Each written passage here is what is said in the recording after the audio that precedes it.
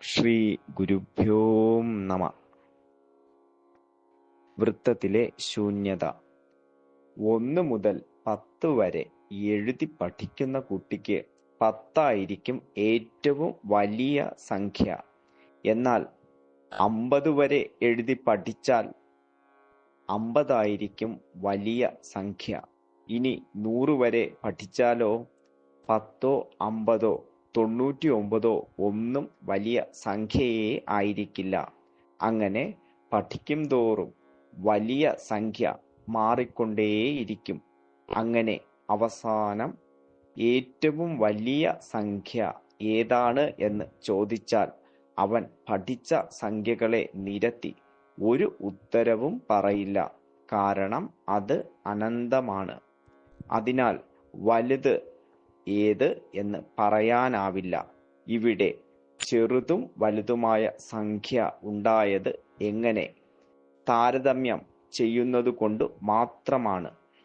വിലയും മൂല്യവും, വലുതും ചെറുതും താരതമ്യവും എല്ലാം ചെയ്ത് ഭൗതികതയിൽ പോലും അനന്തമായത് എന്ന കാരണത്താൽ ഉത്തരമില്ലായ്മയിൽ വന്ന് എത്തിയെങ്കിൽ ആത്മീയതയിൽ എന്തായിരിക്കും അവസ്ഥ? മനസ്സിലാക്കുവാൻ വേണ്ടി മാത്രം ഇവിടെ ഭൗതികം ആത്മീയം എന്ന വേർതിരിവ് പറഞ്ഞു എന്നേ ഉള്ളൂ. നിരീക്ഷകന് എന്ത് ഭൗതികം, എന്ത് ആത്മീയം? സത്തയെ മറന്നുകൊണ്ടുള്ള എന്തും ഭൗതികം തന്നെയാണ്. സത്ത ഒന്നിനെയും മറയ്ക്കുന്നില്ല. പക്ഷെ നാം സത്തയെ മറക്കുന്നു. സത്തയ്ക്ക് ഭൗതികം ആത്മീയം എന്നൊന്നില്ല. നമ്മുടെ അജ്ഞതയാണ് ആ ഇല്ലാത്ത രണ്ടിനെ ഒന്നിൽ നിന്നും സൃഷ്ടിച്ചത്. ഇല്ലാത്തതിനെ ഉണ്ടെന്ന് തോന്നുന്നു എങ്കിൽ ഇല്ലാത്തതായി തോന്നുന്നത് എന്നെന്നും ഉള്ളതിനെയാണ്. അതാരും അറിയുന്നില്ല. ഇല്ലാത്തത് ഉണ്ടെന്ന് തോന്നുമ്പോൾ അതു കാരണം മറ്റ് പലതും അതിൽ നിന്നും ഉണ്ടാകും. കയറിൽ പാമ്പ് കാണും, പിന്നെ ഇല്ലാത്ത പാമ്പിനെ ഭയക്കും. അപ്പോൾ ഭയത്തിന്റെ വികാരം തന്നിൽ ഉണ്ടാകുന്നു. എന്നാൽ ആ ഭയത്തിന് കാരണമായ ഒന്ന് അവിടെ ഇല്ല. പക്ഷെ മനസ്സിന്റെ ഭാവനയിൽ ഉണ്ട്. എത്ര വിചിത്രം! മനസ്സിലെ പ്രവർത്തനത്തിൽ നിന്നും പ്രതിപ്രവർത്തനത്തിൽ നിന്നും രക്ഷ പ്രാപിക്കുവാൻ നിരീക്ഷകനെ കൂട്ടുപിടിച്ചാൽ മാത്രമേ സാധിക്കുകയുള്ളൂ എന്ന് മനസ്സിലായില്ലേ? അതായത് വലിയ വിഷമം വന്നു എന്ന് കരുതുക. നിരീക്ഷകൻ ഉണ്ടെങ്കിൽ ആ വിഷമം മനസ്സിന് മാത്രമാണെന്നും എന്റെ സത്തയെ ബാധിക്കുന്നില്ല എന്നും ബോധ്യപ്പെടും. ശരിയായ നിരീക്ഷകൻ ദുഃഖം അറിയാതെ അതിനെ നിരീക്ഷിച്ച് തന്നെ ഒട്ടാതെ നിൽക്കും. ഇനി ആനന്ദത്തിന്റെ അവസ്ഥ ഉണ്ടായാലും നിരീക്ഷകൻ അതിനെയും ശ്രദ്ധിക്കണം. എന്നിട്ട് മനസ്സ് സൃഷ്ടിക്കുന്ന ആ ആനന്ദത്തെ നിരീക്ഷിച്ച് തന്നെ ഒട്ടാതെ നിൽക്കും. അതാണ് ശരിയായ നിരീക്ഷണം. ഒട്ടുന്നതിൽ ഒട്ടാതെ, ഒട്ടലില്ലാത്ത സത്തയിൽ തന്നെ നിൽക്കുന്നു. സത്തയ്ക്ക് ഒട്ടലില്ല. കാരണം എവിടെയും സത്ത മാത്രമേ ഉള്ളൂ. ഹരി ഓം. ഇന്നത്തെ അതായത് 2 ജൂലൈയിലെ വൃത്തത്തിലെ ശൂന്യതയിൽ പിന്നെ മനോവൃത്തികളുടെ വേറെ ഒരു ആസ്പെക്റ്റ് ആണ്. അത് എങ്ങനെ നമ്മളെ എതിർ ദിശയിൽ കൊണ്ടുപോകുന്നത്. അതായത് നമ്മുടെ ആ ടാർഗറ്റഡ് പിന്നെ ആ ലക്ഷ്യത്തിലോട്ട് അല്ല കൊണ്ടുപോകുന്നത്, സത്തയിലോട്ട് എത്തിപ്പിക്കാതിരിക്കാൻ ഉള്ള ഒരു ഫീസിബിലിറ്റി. അപ്പൊ അത് ഈ പ്രാവശ്യവും അങ്ങനെ ഒരു അനോളജി തന്നെ എടുത്തിട്ടാണ് ഗുരുജി അത് എക്സ്പ്ലെയിൻ ചെയ്യുന്നത്. പിന്നെ ആ സാദൃശ്യം വഴി ഗുരുജി ഭൗതികതയിൽ ഉള്ള ആപേക്ഷിതമായ വലിയ സംഖ്യ കൽപ്പിക്കുന്നതിനെ കുറിച്ചാണ് പറയുന്നത്. അപ്പോ ഒരു വ്യക്തിയിൽ തന്നെ ആ പല ഘട്ടത്തിൽ വലിയ സംഖ്യ എന്ന് പറയുന്നതില് മാറ്റം വരുന്നത് ശ്രദ്ധിച്ചാൽ അതിൽ നിന്നും നമുക്ക് അവിടെ മനസ്സിലാക്കാൻ പറ്റും. അവിടെ ഒരു പിന്നെ ഒരു പരിധി വെച്ച് മാത്രം അവന്റെ മനസ്സുകൊണ്ട് വലിയ സംഖ്യ തീരുമാനിക്കാൻ പറ്റും.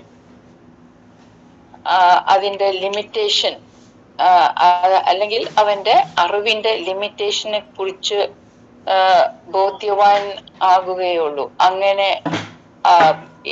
ഈ പോയിന്റ് ഇങ്ങനെ എടുക്കുമ്പോൾ അതാണ് നമുക്ക് മനസ്സിലാക്കാൻ പറ്റുന്നത്. ഏറ്റവും വലിയ സംഖ്യ അവൻ പറയാൻ പറ്റാത്തതും ആകും.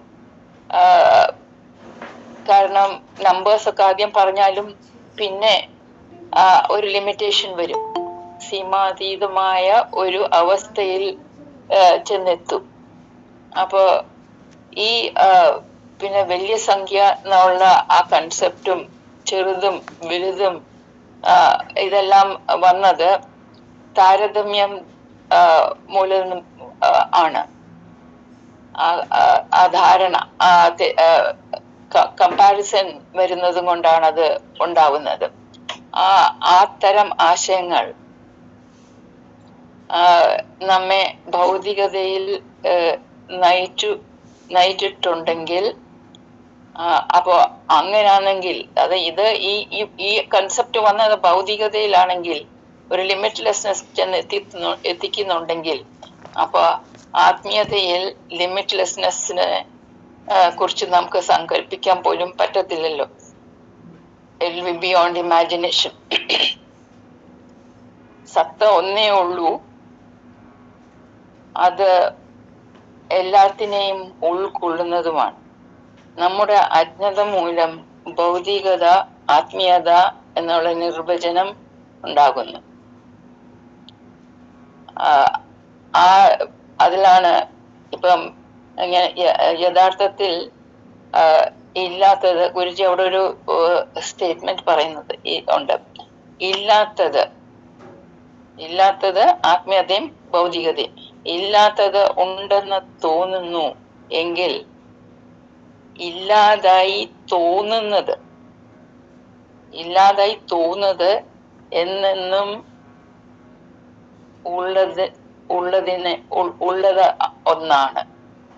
ഉള്ളതൊന്നാണ്. അപ്പോ ഇല്ലാതായി തോന്നുന്നതിന്റെ ഒരു എക്സാമ്പിൾ പിന്നെ ഗുരുജി എടുത്തിട്ടുണ്ട്. അപ്പോ കയറിൽ ഇല്ലാതായി തോന്നുന്നു. അപ്പൊ അത് കയറിൽ പാമ്പ് ഉണ്ട് എന്ന് അങ്ങനെ തോന്നുന്നു അല്ലെങ്കിൽ കാണുന്നു. എന്റെ ഭവിഷ്യത്ത് എന്താണെന്ന് പറഞ്ഞാൽ ആ ഒരു മനോവൃത്തി വീണ്ടും വേറെ, അതായത് പിന്നെ പ്രതിപ്രവർത്തനം എന്ന് പറയുന്നത് വേറെ പിന്നെ ഡെവലപ്മെന്റ്സും ഉണ്ടാക്കും.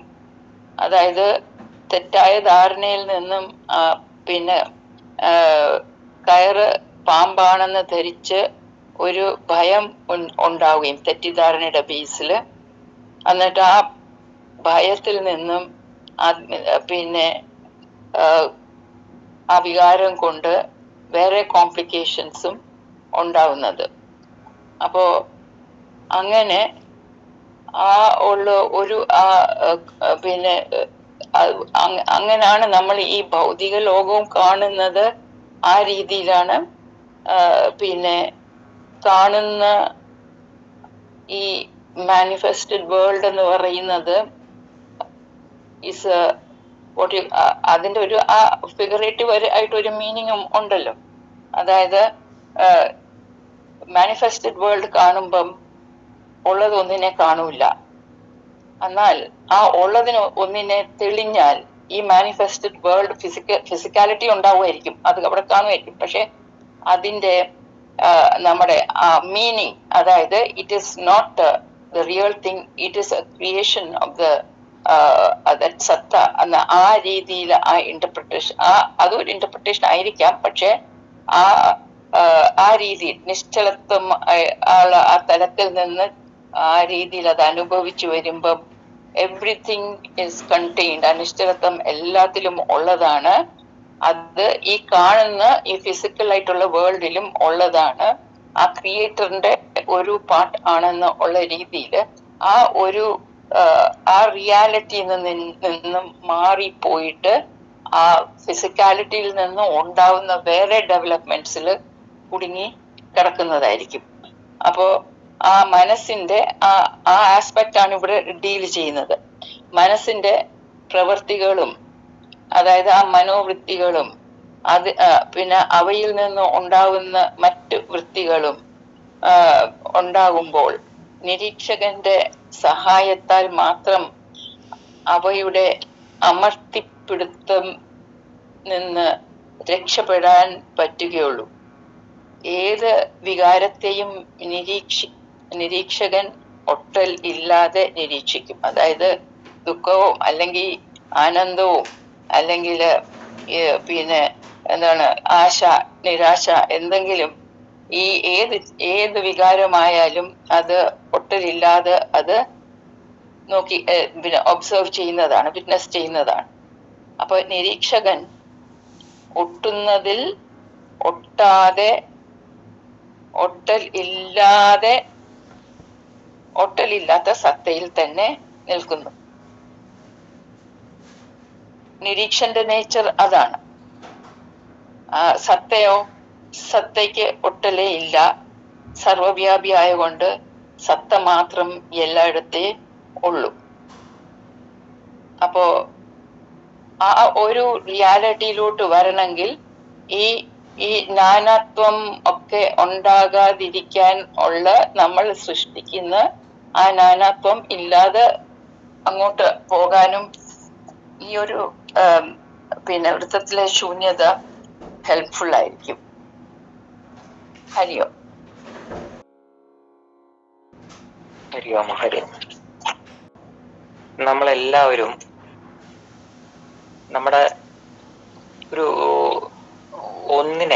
ഒരു കാര്യത്തെ വിലയിരുത്തുന്നത് അല്ലെങ്കിൽ ഒരു കാര്യത്തെ മനസ്സിലാക്കാൻ ശ്രമിക്കുന്നതിൽ എപ്പോഴും ഒരു കമ്പാരിസൺ ഉണ്ടാവും.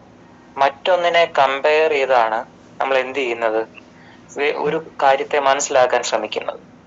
അത് നമ്മൾ ശീലിച്ചു വന്നതാണ്. നമ്മൾ മൈൻഡിനെ പഠിപ്പിച്ചത് ആ രീതിയിലായതുകൊണ്ടാണ്.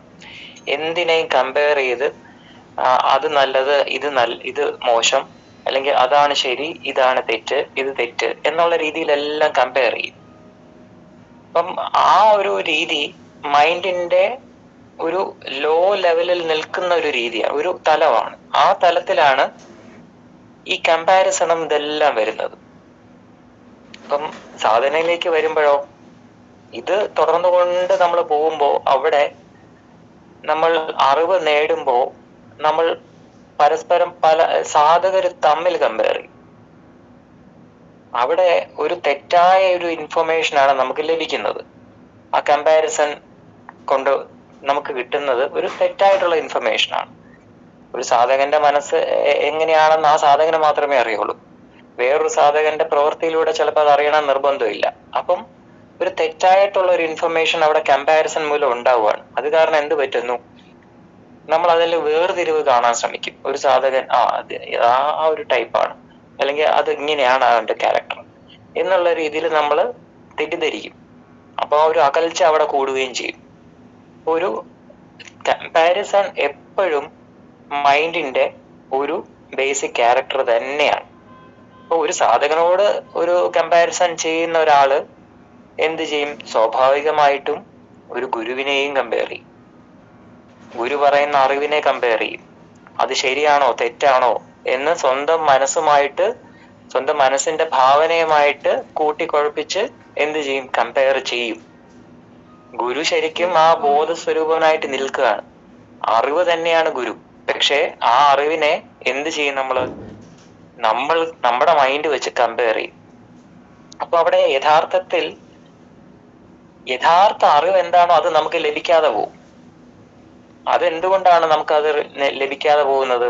ആ ഒരു കമ്പാരിസൺ വരാനുള്ള കാര്യം എന്തുകൊണ്ടാണ്? അവിടെ നമ്മൾ നമ്മുടെ മൈൻഡിലോട്ട് നോക്കാതെ വേറൊന്നിലേക്ക് ഫോക്കസ് ചെയ്യാണ്. നമ്മുടെ നിരീക്ഷണം നമ്മുടെ ഉള്ളിലേക്കാവാതെ വേറൊന്നിനെ നമ്മുടെ മനസ്സിന്റെ ഭാവന വെച്ച് ഇമാജിൻ ചെയ്ത് അതിനെ മനസ്സിലാക്കാൻ ശ്രമിക്കുന്നതുകൊണ്ടാണ്. അപ്പൊ ആ നിരീക്ഷകന്റെ അഭാവമാണ് അവിടെ ഈ പ്രശ്നങ്ങൾക്കെല്ലാം കാരണമായത്. കമ്പാരിസൺ വരാനും കറക്റ്റ് ആയിട്ടുള്ള അറിവ് വരാതിരിക്കാനും നമുക്ക് ലഭിക്കാതിരിക്കാനും കാരണം അത് തന്നെയാണ്. അപ്പം മനസ്സിന്റെ അജ്ഞതയാണ് ഈ വേർതിരിവുകളെല്ലാം ഉണ്ടാക്കുന്നത്. അജ്ഞതയിൽ നിൽക്കുന്ന മനസ്സോ ഒരു ഭാവനാ ലോകത്തിലും ആയിരിക്കും. അപ്പം സത്യം, യഥാർത്ഥ സത്യം ഈ അജ്ഞാനം കാരണം എന്ത് ചെയ്യുന്നു? മൂടപ്പെട്ടിരിക്കുന്നു. അപ്പം ഈ യഥാർത്ഥ സത്യത്തെ മനസ്സിലാക്കാൻ എന്താണ് ഒരേ ഒരു വഴി? ഒരേ ഒരു വഴി തിരിച്ചറിവ് നേടുക എന്നുള്ളത് മാത്രമേ ഉള്ളൂ. തെറ്റിദ്ധാരണ മാറ്റുക. തെറ്റിദ്ധാരണ മാറ്റിയാൽ അവിടെ എന്താണോ ഉള്ളത് അതിനെ നമുക്ക് തിരിച്ചറിയാൻ സാധിക്കും. ഇപ്പം ഗുരു പറയുന്ന ഒരു അറിവ്, നമ്മളിലേക്ക് പകർന്നു തരുന്ന ഒരു അറിവ്, നമ്മൾ നമ്മുടെ മൈൻഡ് വെച്ച്, മൈൻഡിന്റെ അജ്ഞത വെച്ചാണ് കേൾക്കുന്നത് എന്നുണ്ടെങ്കിൽ നമുക്ക് ആ അറിവിനെ ആ അതേ രൂപത്തിൽ സ്വീകരിക്കാൻ പറ്റുമോ? ഇല്ല. അവിടെ നമ്മൾ എന്ത് ചെയ്യും? നമ്മുടെ മൈൻഡിന്റെ ഇന്റർപ്രിട്ടേഷൻസ് കൊണ്ടുവരും. അവിടെ ഇതായിരിക്കാം ഗുരു ഉദ്ദേശിച്ചത്, അല്ലെങ്കിൽ ഞാൻ ഈ പോകുന്ന റൂട്ടിലായിരിക്കാം ഗുരു പറയുന്ന കാര്യം ഞാൻ ചെയ്യേണ്ടത് എന്ന് പറഞ്ഞ് സ്വയം ഒരു കൺഫ്യൂസ്ഡ് സ്റ്റേറ്റായി അതിലൂടെ മുന്നോട്ട് പോകുമ്പോൾ എന്ത് പറ്റും? അവൻ സത്യത്തിൽ നിന്നും അകന്നായിരിക്കും സഞ്ചരിക്കുന്നത്. അതിന്റെ മെയിൻ കാര്യം എന്താണ്? നമ്മുടെ മൈൻഡ് കൊണ്ട്, മൈൻഡിന്റെ അജ്ഞത കൊണ്ട് ഗുരു പറയുന്നതിനെ പോലും തെറ്റായി വ്യാഖ്യാനിച്ചുകൊണ്ട് അതിനെ ഫോളോ ചെയ്യാൻ ശ്രമിക്കുന്നതുകൊണ്ടാണ്. അപ്പൊ അത്രയും നാൾ അവൻ ചെയ്ത സാധനം എന്താവും? അതൊരു ഫലമില്ലാതായി പോവും.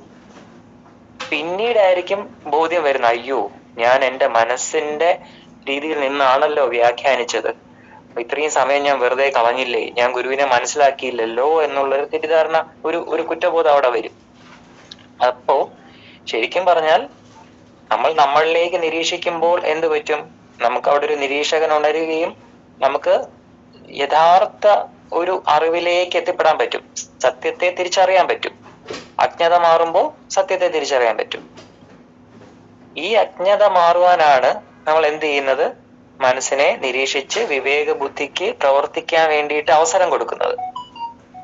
അത് ആ അവസരം അങ്ങനെയാണ് കിട്ടുന്നത്. നമ്മൾ നമ്മുടെ മൈൻഡിനെ നിരീക്ഷിക്കുമ്പോൾ വിവേക ബുദ്ധിക്ക് അവിടെ വർക്ക് ചെയ്യാൻ നമ്മൾ അവസരം കൊടുക്കുന്നു. അങ്ങനെ നിരീക്ഷണം ചെയ്ത് ആ ധ്യാനാത്മക മനസ്സിലൂടെ കടന്നുപോയി യഥാർത്ഥ ഒന്നിലും ഒട്ടാതെ നിൽക്കുന്ന ആ നിരീക്ഷകനിലേക്ക് എത്തുമ്പോൾ, ആ നിരീക്ഷകനെ ഉണർത്തുമ്പോൾ എന്ത് പറ്റും? അവൻ മനസ്സിന്റെ എല്ലാ ഈ കെട്ടുപാടുകൾ സ്വതന്ത്രനാവും. ആ ഒരു സ്വാതന്ത്ര്യം അനുഭവിക്കുന്നത്. യഥാർത്ഥ സ്വാതന്ത്ര്യം അവിടെയാണ്. ഇപ്പൊ മനസ്സിന്റെ നിന്നും താനെ അവൻ വേർപെട്ടു പോവാണ്. അവിടെ ഒരു പരിശ്രമവും അവിടെ വേണ്ടി വരില്ല. നമ്മളീ പെടുന്ന പിടാപ്പാടുകളൊന്നും അവിടെ വരില്ല. പക്ഷെ അതിലേക്ക് നമുക്ക് ചെറിയൊരു പരിശ്രമം ആവശ്യമാണ് എങ്കിലും അവിടെ എത്തിക്കഴിഞ്ഞാൽ ആ താനെ ഇതെല്ലാം വേർപെട്ട് മാറും. ഒരു സ്ഥായിയായ അവസ്ഥ നിലനിൽക്കും അവിടെ. എന്ത് പ്രശ്നങ്ങൾ ഉണ്ടായാലും, ഒരു ദുഃഖം വന്നാലും സന്തോഷം വന്നാലും അതിൽ മനസ്സിന്റെ ഒരു ഇൻഫ്ലുവൻസ് വരില്ല. മനസ്സിന്റെ ഇൻഫ്ലുവൻസ് വരുമ്പോഴെന്താണ് അവിടെ അപ്പോഴല്ലേ പറ്റുന്നത്? അപ്പോഴെന്താ സംഭവിക്കുന്നത്? നമ്മൾ ഒന്നുകിൽ ഡൗൺ ആവും, അല്ലെങ്കിൽ നമ്മൾ ഭയങ്കരമായിട്ട് സന്തോഷിക്കും. ഇത് രണ്ടും നമുക്ക് പ്രശ്നമാവും. അതിന്റെ ഇടയിൽ ഒരു മിഡിൽ പാത്ത് ഉണ്ട്.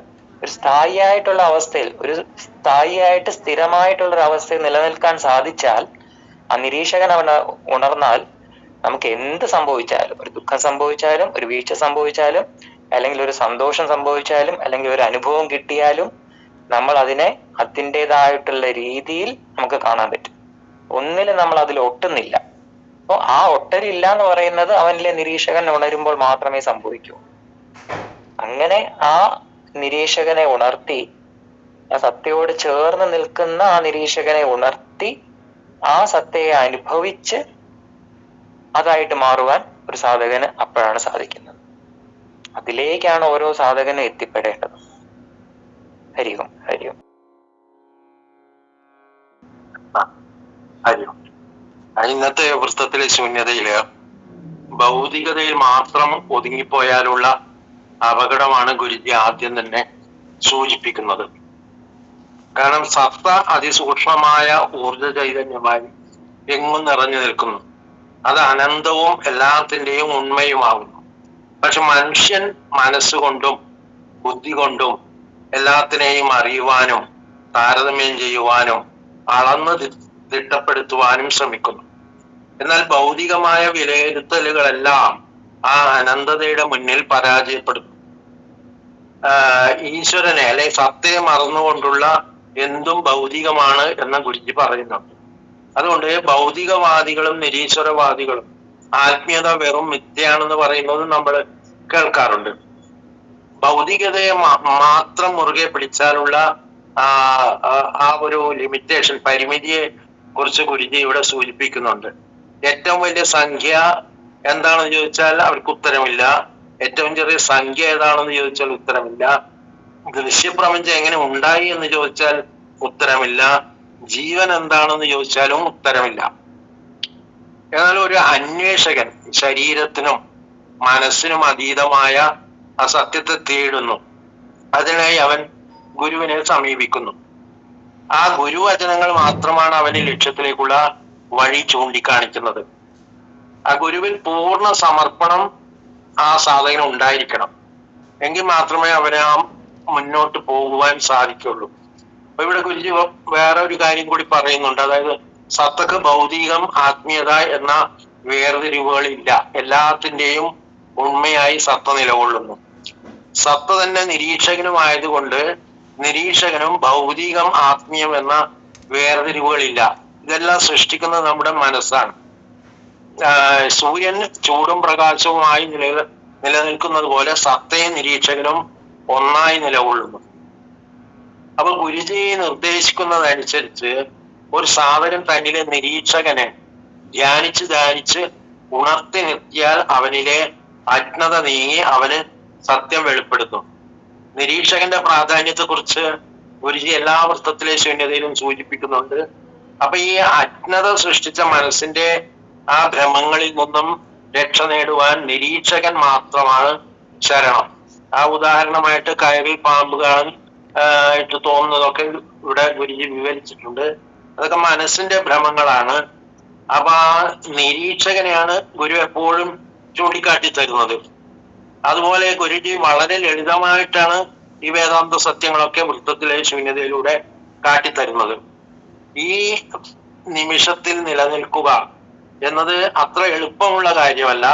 നിരന്തരമായി മനസ്സിനെ നിരീക്ഷിച്ചാൽ മാത്രമേ നമുക്കത് സ്വായത്തമാക്കാൻ കഴിയുള്ളൂ. ഗുരുജിയുടെ വാക്കുകൾ ഇവിടെ ഓർക്കുന്നു. ഞാനതിവിടെ വായിക്കുകയാണ്. ഗുരുവിന്റെ കൂടെ നടക്കുമ്പോൾ നാം നേടുന്ന ആന്തരിക ഊർജം നാം സ്വയം ചെയ്ത് നേടുന്ന സാധനയേക്കാൾ 10 മടങ്ങ് വിലയുള്ളതാണ്. സ്വയം ചെയ്യുന്ന സാധനയിൽ നാം വളരെ ഗൗരവമുള്ള വ്യക്തിയായി മാറുന്നു. എന്നാൽ അതേസമയം ആ വ്യക്തി ഗുരുസമക്ഷം ഇരുന്നാലോ ആനന്ദവാനായ കുഞ്ഞിനെ പോലെ കാണപ്പെടുന്നു. ആ ഗുരുവിൽ നിന്നുള്ള ഊർജം ആ സാധകന് എത്രത്തോളം പ്രാധാന്യമുള്ളതാണ് എന്ന് ഈ വാക്കുകളിൽ, ഗുരുജിയുടെ വാക്കുകളിൽ നിന്ന് വ്യക്തമാണ്. ഗുരുകൃപ ഇല്ലാതെ സാധകന് ഈ നിമിഷത്തിൽ നിൽക്കുവാനാവില്ല. ഗുരുവിൽ സമർപ്പിക്കാതെ അഹത്തിന്റെ പിടിയിൽ പെട്ടുപോയാൽ അവനിൽ നിരീക്ഷണം അസാധ്യമാവുന്നു. ഇനി ഒരു അനുഭവം കൂടി പറഞ്ഞിട്ട് ഞാൻ നിർത്താം. ഇന്നലെ ഉണ്ടായ ഒരു അനുഭവം തന്നെയാണ്. അതായത് ഇന്നലെ ഡിസ്കഷൻ പങ്കെടുക്കുമ്പോൾ ഇന്റർനെറ്റ് കണക്ഷൻ ഇടക്കിടക്ക് തടസ്സപ്പെട്ടു. എനിക്ക് ഈ ടോപ്പിക് അവതരിപ്പിക്കാൻ പറ്റിയില്ല. അത് കഴിഞ്ഞപ്പോ പെട്ടെന്നൊരു നിരാശയും ദുഃഖവും ഒക്കെ തോന്നി. കുറെ നേരം അതിൽ മുഴുകിപ്പോയി. അപ്പൊ ഇന്നത്തെ വൃത്തത്തിൽ ശൂന്യതയിൽ ഗുരുജി അതിന് വ്യക്തമായ ഉത്തരം നൽകിയിരിക്കുന്നു. നിരീക്ഷകൻ ഉണ്ടെങ്കിൽ ആ വിഷമം മനസ്സിന് മാത്രമാണെന്നും എന്റെ സത്തയെ ബാധിക്കുന്നില്ല എന്നും ബോധ്യപ്പെടും. അതൊരു തിരിച്ചറിവാണ് എന്തായാലും. കാരണം എന്നാൽ ഇന്നലെ എന്നില് ആ സമയത്ത് വിവേകബുദ്ധിയോ നിരീക്ഷകനോ പ്രവർത്തിക്കാതെ പോയി. അപ്പൊ നിരീക്ഷകനെ നമ്മൾ എപ്പോഴും കൂടെ നിർത്തേണ്ട ആ ഒരു പ്രാധാന്യമാണ് ഇന്നലത്തെ അനുഭവത്തിന് മനസ്സിലായത്. അതുപോലെ ഞായറാഴ്ചത്തെ ഡിസ്കഷൻ കഴിഞ്ഞപ്പോൾ ഉള്ളിലൊരു ശൂന്യത അനുഭവപ്പെട്ടതായി ഞാൻ പറഞ്ഞിരുന്നു. അതിൽ ഒട്ടലില്ലാതെ നിൽക്കാം എന്നാണ് ഗുരുജി വ്യക്തമാക്കി തന്നിരിക്കുന്നത്. എന്തനുഭവം വന്നാലും അതിൽ ഒട്ടുന്നത് മനസ്സാണ്. ഒട്ടലില്ലാതെ നിൽക്കാൻ സഹായിക്കുന്നത് നിരീക്ഷകനും.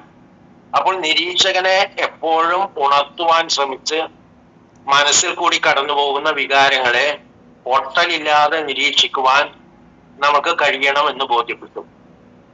പലപ്പോഴും നമ്മൾ നിരീക്ഷിക്കുവാൻ മറന്നുപോകുന്നു. അപ്പോൾ ഈ നിമിഷത്തിലെ സത്യം അറിയാൻ കഴിയാതെ പോകുന്നു. മനസ്സ് അപ്പോൾ ചലനങ്ങൾ സൃഷ്ടിച്ചുകൊണ്ടേയിരിക്കും. അതിൽ നിന്ന് രക്ഷ നേടുവാനുള്ള ഏക മാർഗം നിരീക്ഷകനോടൊപ്പം നിലനിൽക്കുക എന്നത് മാത്രമാണ്. ഹരിയോ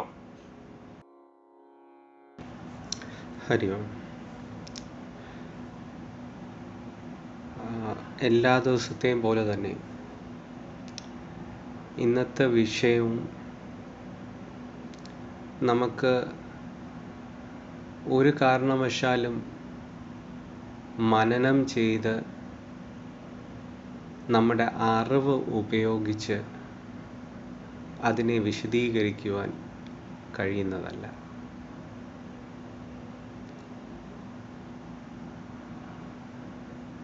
ഇതിൽ ഗുരുജി പ്രധാനമായിട്ടും പറഞ്ഞിരിക്കുന്നത് എല്ലാ പ്രാവശ്യവും പറയുന്നത് കണക്ക് തന്നെ മനസ്സും എന്നാൽ ആ സത്തയും ഒട്ടലും നിരീക്ഷകനും ഇതിനെ ആസ്പദമാക്കിയിട്ട് തന്നെയാണ് ഇന്നും പോയിരിക്കുന്നത്.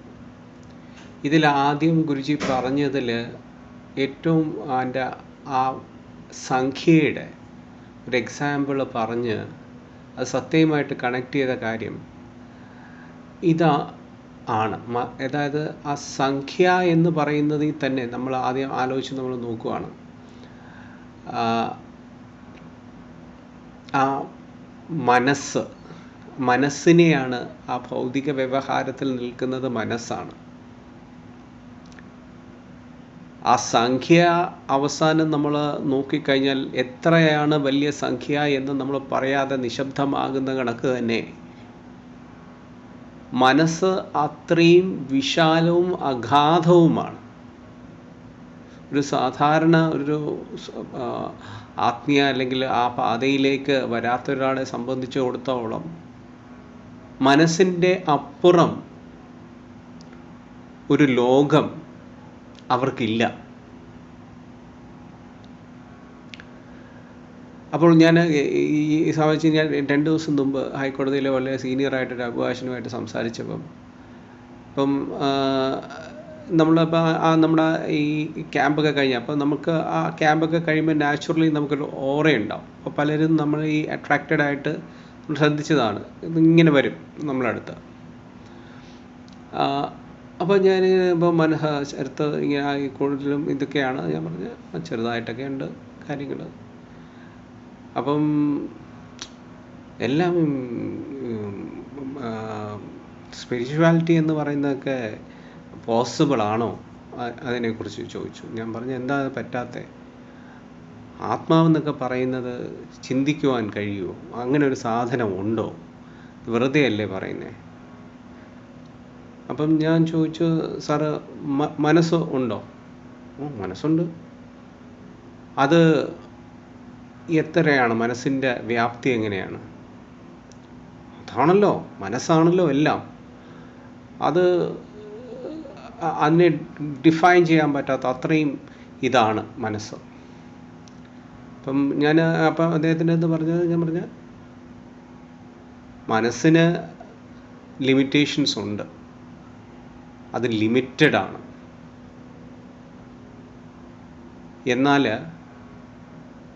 ആത്മാവ് എന്ന് പറയുന്നത് അൺലിമിറ്റഡുമാണ്. ഞാൻ എക്സാമ്പിൾ പറഞ്ഞപ്പോൾ അവർക്ക് അങ്ങനെ ചിന്തിക്കാൻ പോലും പറ്റുന്നില്ല. പിന്നെ ആ ചർച്ച വേറെ രീതിയിൽ പോയി. ഞാൻ പറയുന്നത് മൈൻഡിന് തന്നെ ഒരു അൺലിമിറ്റഡ് ഡയമെൻഷൻസ് നമുക്ക് ഉണ്ട്, മനസ്സിലാക്കാൻ നമുക്ക് കഴിയുന്നില്ല എങ്കിൽ ആ ആത്മീയതയുടെ അഗാധത എത്രമാത്രമായിരിക്കും? മനസ്സിനെ നമുക്ക് ഒരിക്കലും മനസ്സുകൊണ്ട് നമുക്ക് വ്യാഖ്യാനിക്കാനോ അതിനെ നിയന്ത്രിക്കുവാനോ കഴിയില്ല. പലപ്പോഴും സാധകരും സാധനാ മാർഗത്തിൽ വർഷങ്ങളോളം സാധന ചെയ്തിട്ട് പോയിട്ടും നമ്മൾ പരാജയപ്പെട്ടു പോകാൻ കാരണം ഇത് തന്നെയാണ്. കാരണം പലപ്പോഴും ആ മനസ്സിനെ നിയന്ത്രിക്കുവാൻ അല്ലെങ്കിൽ നിരീക്ഷിക്കുവാൻ നമ്മൾ ഉപയോഗിക്കുന്നത് നമ്മുടെ മനസ്സിനെ തന്നെയാണ്.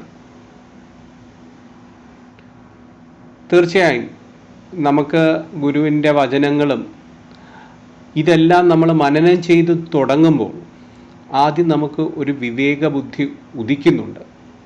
അത് ഗുരുജി പലപ്പോഴും പറയുന്നുണ്ട്. ആ വിവേക ബുദ്ധി എന്ന് പറയുന്നത് ആ നിരീക്ഷകൻ്റെ തുടക്കം മാത്രമാണ്, അത് നിരീക്ഷകനല്ല. വിവേക ബുദ്ധി കൊണ്ട് നമുക്ക് വേണമെങ്കിൽ അല്പം തിരിച്ചറിയാൻ പറ്റും, മനസ്സിൻ്റെ പ്രവർത്തനങ്ങളെ നിങ്ങൾക്ക് തിരിച്ചറിയാൻ പറ്റും. ഒരു കാരണവശാലും നിനക്ക് അതിനെ നിയന്ത്രിക്കുവാൻ കഴിയില്ല. കാരണം മനസ്സ്, ആദ്യം ഗുരുജി പറഞ്ഞ കണക്കിന്, ആ സംഖ്യ കണക്ക് തന്നെ അതിന് ഒരു അഗാധമായിട്ടുള്ള വ്യാപ്തിയും ശക്തിയുമുണ്ട്. അതാണ് പലപ്പോഴും ആ സാധകന് അവൻ്റെ തലങ്ങൾ ദുഃഖത്തിൻ്റെയും ആനന്ദത്തിൻ്റെയും തലങ്ങളിലേക്ക് അവൻ പെട്ടുപോകുന്നത്. അത് മനോവൃത്തികൾ തന്നെയാണ് അവിടെ വരുന്നത്. ആ സമയത്ത് നമ്മൾ ചിന്തിക്കും, വിവേക ബുദ്ധി വിവേചിച്ചറിയണം, പ്രവർത്തിക്കണം, അവിടെ പ്രയത്നം വേണം. അത് ഇതിൻ്റെ ആഴങ്ങളിലേക്ക് നമ്മൾ പോകുമ്പോൾ നമുക്കറിയാം അവിടെ വിടുതലാണ് വരുന്നത്. ഒട്ടലുകളില്ല. അവന് അറിയും, അവൻ്റെ നിസ്സഹായത അവനറിയും. ഈ ലോകത്ത് നീ എന്ന് പറയുന്ന ഈ കണ്ടിരിക്കുന്ന ഞാനാണ് സകലതും എന്ന് സങ്കല്പിക്കുന്ന നീ എന്ത് നശ്വരമാണ്, എന്ത് അശക്തനാണ് നീ. എന്നാൽ നീ അറിയുന്നു ആ ഗുരുവാകുന്ന ആ മഹാസാഗരത്തിൻ്റെ ഭാഗമായി ഞാൻ നിൽക്കുകയാണെങ്കിൽ ഞാൻ ഒറ്റയ്ക്കല്ല. എൻ്റെ കൂടെയുള്ളത് ആ മഹാസാഗരമാണ്. ആ സാഗരത്തിന് മാത്രമേ ഈ നിമിഷത്തിൽ നിന്നെ നിർത്തുവാൻ കഴിയുകയുള്ളൂ. അതിന് മാത്രമേ മനസ്സിൻ്റെ അപ്പുറം അതിൻ്റെയും നിയതാവായ ഒന്നിനും ഓട്ടപ്പെടാതെ, ഒട്ടലുകളില്ലാതെ സത്യയുമായി ചേർന്നിരിക്കുന്ന ആ നിരീക്ഷകൻ്റെ സ്ഫുരണങ്ങൾ നമ്മളിലേക്ക് കൊണ്ടുവരുവാൻ കഴിയുകയുള്ളൂ. ആ സാധകൻ അറിയുന്നു അവിടെ തന്നെ ഒന്നുമല്ലാത്ത തന്നെ ആ ഗുരുവിന് മുമ്പിൽ സകല ആയുധങ്ങളും മാറ്റിവെച്ച് സാഷ്ടാംഗം പ്രണമിക്കുക. അതിനപ്പുറം ഈ മഹാസാഗരം കടക്കുവാൻ നമുക്ക് വേറെ ഒരു നിവർത്തിയുമില്ല. ആ കീഴടങ്ങലാണ്. ആ സത്തയുടെ മുമ്പിൽ സകലതും അഹമാകുന്ന അഹത്തെ സമർപ്പിച്ച് നിൽക്കുമ്പോൾ ആ ഗുരു കടാക്ഷം, ആ ഗുരു കൃപ, ആ നിരീക്ഷകൻ നിന്നിൽ ഉണരും. അതിനു മാത്രമേ ആ ശാശ്വതമായ ആനന്ദത്തിൽ നമ്മളെ സദാ നിലനിർത്തുവാൻ കഴിയൂ. ഇതല്ലാതെ ഒരു മാർഗവും, ഒരു ചിന്തയും, ഒരു പ്രവൃത്തിയും ആ സത്യത്തിലേക്ക് നമ്മളെ കൊണ്ടുവരുവാൻ സാധിക്കുകയില്ല. സമർപ്പണം, പ്രേമം, ആ ഗുരുബോധ ബിന്ദുക്കളിൽ ചേരുക, ഭാഗമായി തീരുക, ആ അനന്ത സാഗരത്തിൽ ലയിക്കുക. ഓം ശ്രീ ഗുരുഭ്യോ നമഃ. ഹരി ഓം.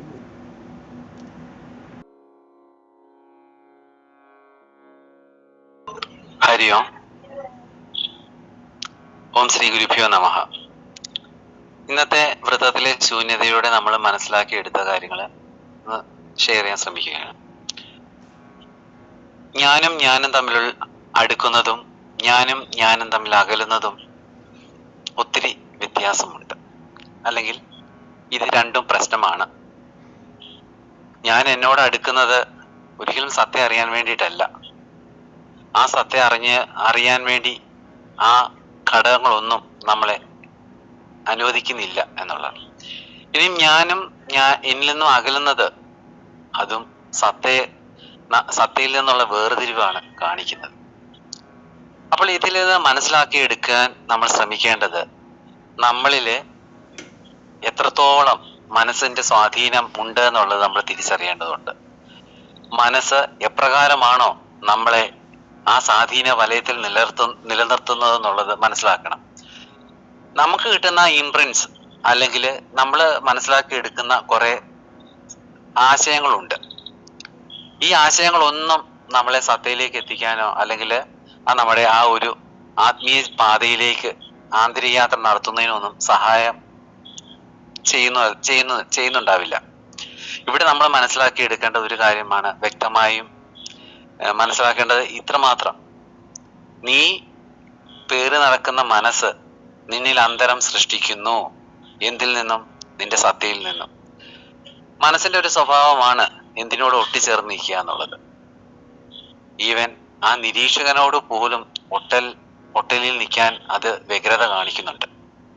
മനസ്സ് ബുദ്ധിയുമായി ചേർന്ന് അല്ലെങ്കിൽ ചിത്തത്തില് ഇൻഫ്ലുവൻസ് ചെയ്യുന്നു, അഹത്തിൽ ഇൻഫ്ലുവൻസ് ചെയ്യുന്നു.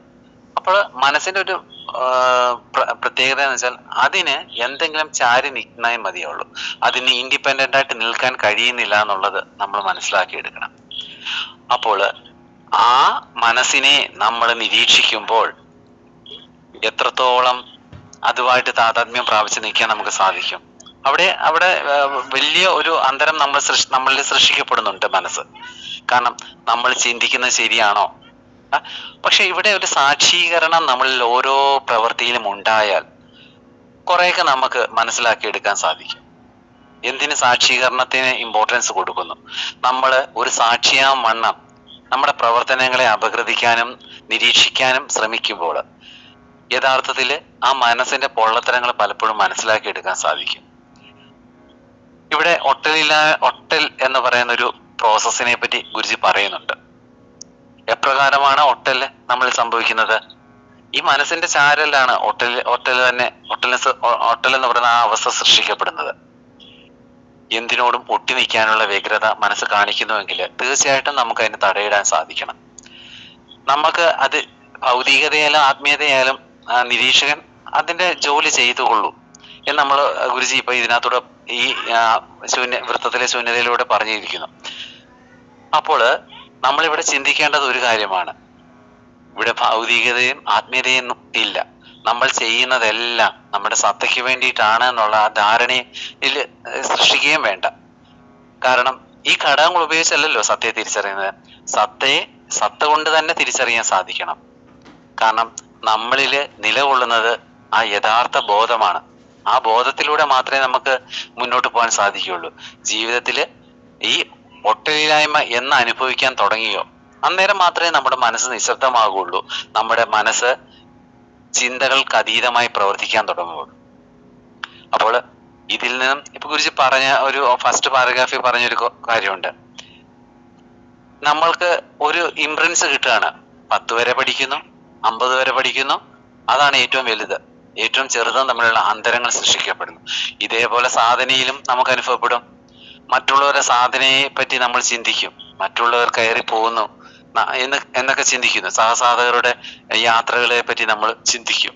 അവർക്ക് എങ്ങനെ ചിന്തിക്കാൻ സാധിക്കുന്നു, അവർക്ക് എങ്ങനെ മാറാൻ സാധിക്കുന്നു. ഇന്ന് തന്നെ രാജീവിന്റെ ഒരു സുഹൃത്ത് ചിന്തിച്ചത് കണ്ടില്ലേ? അദ്ദേഹം സാധകൻ അല്ലെങ്കിൽ പോലും ഒരു സാധകന്റെ ആ അയാളിലുണ്ടായ നിരീക്ഷണമാണ് ഒരു വ്യക്തിക്ക് ഇങ്ങനെ എങ്ങനെയാകാൻ സാധിക്കുന്നു എന്ന് പറയുന്നത്. അപ്പോൾ ഇതെല്ലാം നമ്മളിൽ നടക്കുന്നുണ്ട്. സാധകൻ സദാ അവന്റെ കണ്ണുകളും കാതുകളും എപ്പോഴും കൂർപ്പിച്ച് തന്നെയാണ് ഇരിക്കുന്നത്. നല്ലത് കേൾക്കാൻ മാത്രമല്ല, പലതും കേൾക്കുന്നുണ്ട്, പലതും അറിയുന്നുണ്ട്. പക്ഷെ ഏത് നിലയ്ക്ക് അത് എടുക്കണം എന്നുള്ളത് നമ്മൾ ചിന്തിക്കേണ്ടിയിരിക്കുന്നു. അപ്പോൾ യഥാർത്ഥ ഒരു സാധകനെ സംബന്ധിച്ചിടത്തോളം ഒട്ടലില്ലായ്മ ശീലിക്കണം. നമ്മളില് അതും നമ്മളും തമ്മിലുള്ള ആ താതാത്മ്യം പ്രാപിക്കല് അത് കുറച്ചുകൊണ്ട് വരിക, വാക്കും പ്രവൃത്തിയും തമ്മിലുള്ള അന്തരം കുറച്ചുകൊണ്ട് വരിക, ചിന്തയ്ക്കപ്പുറമുള്ള ആ ബോധതലത്തെ പറ്റിയും അന്തരം കുറച്ചുകൊണ്ടിരിക്കുക. അപ്പൊ ഇതൊക്കെയാണ് നമുക്ക് ഒരു സാധകൻ ചെയ്യേണ്ടത്. അല്ലാതെ മനസ്സിനോട് കൂടുതൽ അടുക്കാനും അല്ലെങ്കിൽ ഞാനും എന്നുള്ള അർത്ഥത്തില് അടുക്കുവാനോ അകലുവാനോ ശ്രമിക്കേണ്ട. കാരണം ഇത് രണ്ടും നമുക്ക് പ്രയോജനം ചെയ്യില്ല. എല്ലാവർക്കും അങ്ങനെ ഒരു അവസ്ഥ സംജാതമാകട്ടെ എന്ന് ആത്മാർത്ഥമായി പ്രാർത്ഥിച്ചുകൊണ്ട് ഹരിയോം ശ്രീരാമജയ. ഹരിയോം. ഇല്ലാത്തതിനെ ഉണ്ടെന്ന് തോന്നുന്ന ഒരു വ്യഗ്രത, അതാണ് മനസ്സിൽ എപ്പോഴും എനിക്ക് പലപ്പോഴും തുടക്കത്തിലുണ്ടായിരുന്നത് ഇപ്പോഴും ഉള്ളതാണ്. ഇല്ലാത്ത കാര്യങ്ങളെ ഉണ്ടെന്ന് ഒരു മതിഭ്രമമാണ്. പക്ഷെ ആ റിയൽ സത്യത്തെ അതൊരു വാക്കുകളിൽ മാത്രം കാണാൻ സാധിക്കുക. ഇല്ലാത്ത കാര്യങ്ങള് വളരെ സൂക്ഷ്മമായിട്ട് അത് ഉണ്ട് എന്ന് ഉറപ്പിക്കല് എനിക്കുണ്ടായിരുന്നു. ഗുരുജിയെ കാണുന്നതിന് മുന്നേ പലതരത്തിലുള്ള ധ്യാന മെഡിറ്റേഷൻസ് ഒക്കെ ചെയ്തു. പക്ഷെ എങ്കിൽ പോലും ഞാൻ അറിയാതെ കുറെ ഇൻഫ്ലുവൻസ് ഉണ്ടായിരുന്നു. ഒരു മതിഭ്രമം തന്നെ, അത് ഉറപ്പിച്ചു വച്ചിരിക്കുകയായിരുന്നു മനസ്സ്. എനിക്കറിയാം, ഒരു നിസ്സഹായ അവസ്ഥയിൽ മനസ്സിനകത്ത് കയറിപ്പോയ ഇൻഫ്ലുവൻസ് ആണ് ഭയം. ഗുരുജിയുടെ ഏറ്റവും വലിയ അനുഗ്രഹം, ആ മഹാഗുരു എത്തിയപ്പോഴും സംഭവിച്ചത്, ഞാൻ അറിയാതെ എന്നിൽ കിടന്ന പല ഇൻഫ്ലുവൻസും ഞാൻ അറിയാതെ തന്നെ പോയി. രാത്രിയുടെ അകത്തെ ശബ്ദങ്ങളെ ഒക്കെ ഭയമാണ്. തെറ്റായ ധാരണ അത്രയ്ക്ക് ഉറപ്പിച്ചിരുന്നു. എങ്ങനെ കയറിയെന്ന് പോലും അറിയാത്ത രീതിയിൽ എനിക്ക് ഭയമായിരുന്നു. പക്ഷെ ആ മഹാഗുരു എപ്പോഴും കാലുവെച്ചോ അപ്പോൾ ഞാൻ അറിയാതെ എന്റെ ഉള്ളിൽ കയറിയ പല ഭയങ്ങളും അറിയാതെ തന്നെ പോയി. പക്ഷെ ഇപ്പൊ അറിഞ്ഞ് വച്ചിട്ടുള്ള പല കാര്യങ്ങളും ഉണ്ട്. അത് ഇപ്പോഴും അതേപോലെ കൂടിയും കുറഞ്ഞും ഒക്കെ ഇപ്പോഴും അതേ രീതിയിൽ സഞ്ചരിച്ചു കൊണ്ടിരിക്കുകയാണ്. ആ വിചാരമാർഗത്തിന്റെ ആ സൂക്ഷ്മ തലത്തിലേക്ക് സഞ്ചരിച്ച് തുടങ്ങിയിട്ടേ ഉള്ളൂ. ഓട്ടലില്ലായ്മ, അതിന്റെ സൂക്ഷ്മത, അങ്ങനെ മഹാസാധകര് പറയുന്ന കാര്യങ്ങള് കേട്ട് വരുന്നതേ ഉള്ളൂ. ഹരിയോം.